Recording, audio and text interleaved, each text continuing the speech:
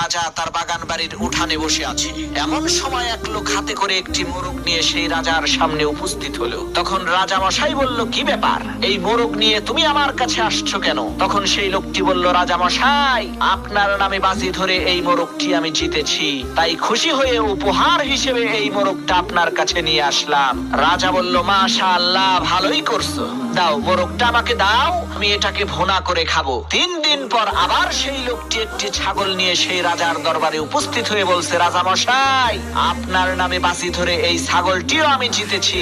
রাজা খুশি হয়ে বলল, ও আচ্ছা, তাই নাকি, দাও, আমি এটাকে কাবাব বানিয়ে খাবো। পরের দিন সেই লোকটি অন্য আরেকজন লোককে সাথে করে নিয়ে রাজার কাছে এসেছে। তখন রাজা মশাই তাকে বলল, কি ব্যাপার, আজকে কি তুমি আমার জন্য কিছুই নিয়ে আসনি? তখন লোকটি বলল, রাজা মশাই, আজকেও এনেছি, এই যে দেখেন, এই লোকটার সাথে আপনার নামে বড় একটা ষাঁড় গরু বাজি ধরছি। দুর্ভাগ্যবশত বাজিতে আমি হেরে গেছি। এখন এই লোকটি আপনার কাছে এসেছে তার ষাঁড় গরুটা নিতে, দয়া করে লোকটাকে বড় একটা ষাঁড় গরু দিয়ে দেন।